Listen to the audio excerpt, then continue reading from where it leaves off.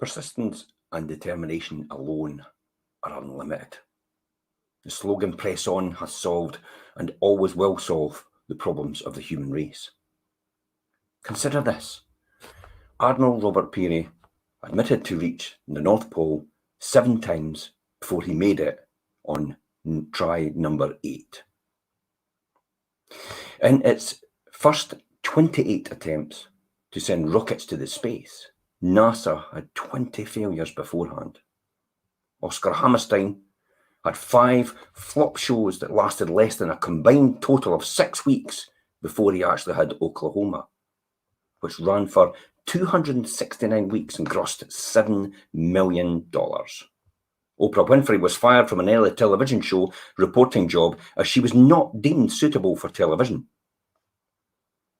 Tuan O'Dell's career as a writer is a testament to perseverance. After 13 years, she had written 6 unpublished novels and collected 300 rejection slips. Finally, her first novel, Backroads, was published, but after being chosen on the Oprah Winfrey Book Show and the Book Club, a newly anointed novel rose to number 2 in the New York Times best-selling list, where it remained for 8 weeks.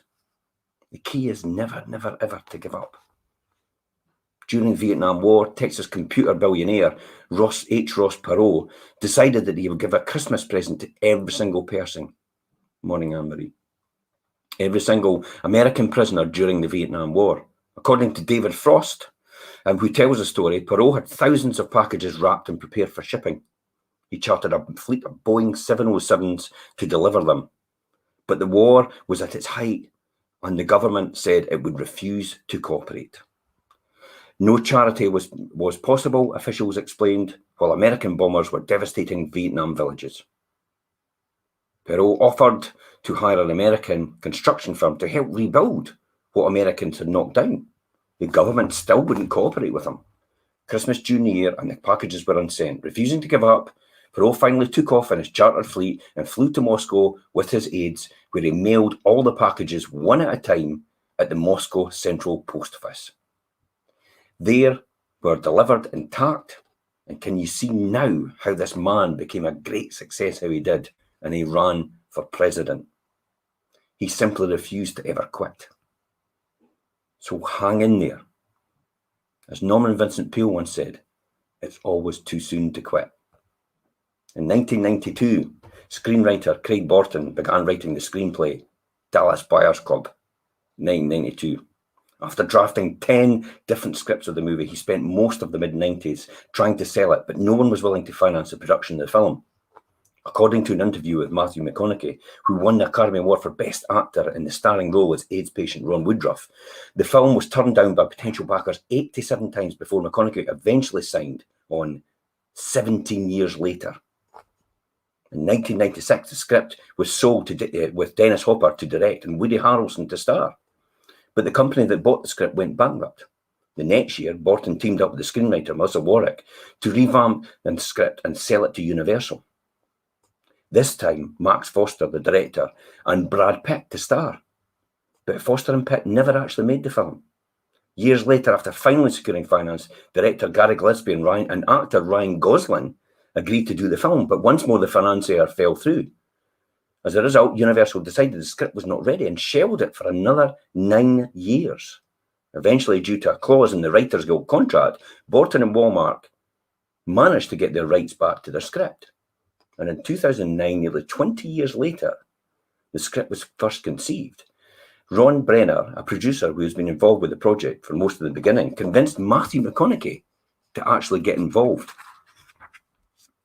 But even after McConaughey lost £47 for the role, with the filming scheduled to begin in just 10 weeks, the new investors backed out. With actors and crew secured and ready to move the film forward, the production forged ahead and did the impossible.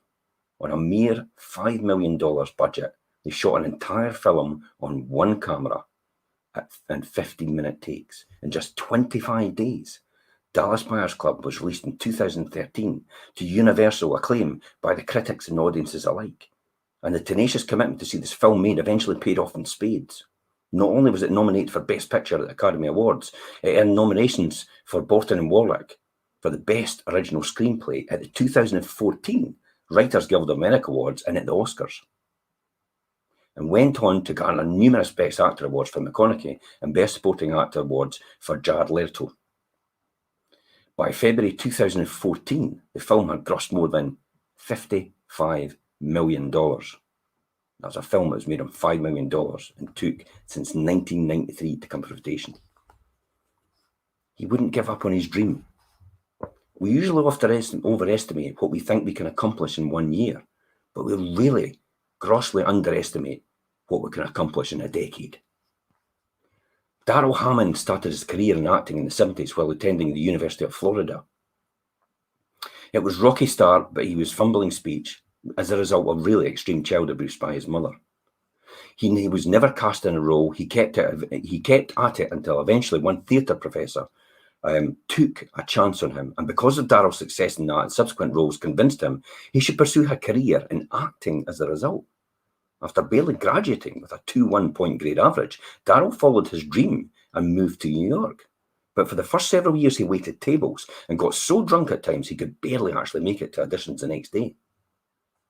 Eventually, Daryl cut back on his drinking and started seriously studying acting at the prestigious Herbert Berghoff Studios, which boast alumni such as Robert De Niro, Matthew Broderick, Billy Crystal, Claire Danes, Whoopi Goldberg, Al Pacino, and Barbra Streisand. That led to some roles in plays off-Broadway and in regional theatres. When he was 26, Daryl tried his hand at stand-up comedy and fell in love with it. And he set a goal to be the cast member of Saturday Night Live. But it didn't happen overnight, not even close. After not getting any traction in New York, he moved back to Florida and did voiceover for the next few years. He never gave up on his goal, and he committed to a program of self-improvement that helped him get through those years. He came up with an idea that if he could make it just one small improvement in his abilities once a week, that would be 52 improvements a year. So he focused on this for 5 years. Now think about that. That's 250 improvements.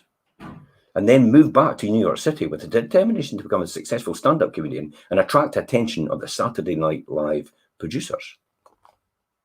Starting in the 30s is late for stand-up, and Daryl thought he may be too late to actually make it. So he used to put his pictures of Harriet Truman, Martin Luther King Jr., and Mahatma Gandhi on his wall for inspiration. The reason? They were all people who probably didn't have any evidence that they could accomplish anything, but they wanted to accomplish something, and they kept going as a result of it. He continued to perform in the clubs around New York and for the next 7 years, during which time he had 2 failed auditions for Saturday Night Live. You'd think after 7 years, he would probably give up. In fact, most people would have, but Daryl persisted, and finally after 7 long years, his persistence paid off. One night during his act at the Carolites, he threw in a short impression of President Bill Clinton. It just so happened that night the producer of Saturday Night Live was actually in the audience, and he was looking for someone for the show that could do a good Bill Clinton. As a result, Daryl was invited to audition for Lorne Michaels, the creator of Saturday Night Live. Daryl said he had been preparing for this moment for 12 years. Of course, he was an overnight success. Only took him 12 years. He was ready and he landed the role, finally fulfilling his ultimate dream.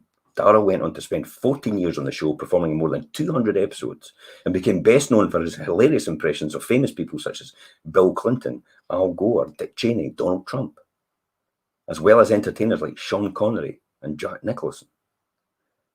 Since then, he left the show in 2009 at the age of 53, the oldest cast member in the actual history of the show. He has gone on to appear on Broadway in numerous movies as well and television shows, including his own Comedy Central special. Daryl has an extraordinary career because of beginning to actually give up in the beginning. So the key clear here is to deal with the obstacles. Remember, for every failure, there is an alternative course of action. You just have to find it.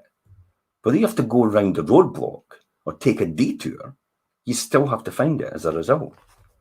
Whenever you're confronted with an obstacle or run into a roadblock, you need to stop and brainstorm 3 ways to get around it, over it, or through the block itself. So for every obstacle, come up with 3 different strategies for handling that potential obstacle. There are a number of ways that they'll work, but you'll only find them only if you spend time looking for those ways. It won't just happen just like that. Sometimes it does. But your point of readiness is there. You've probably thought about this before, so the solution's there already because it's in your subconscious.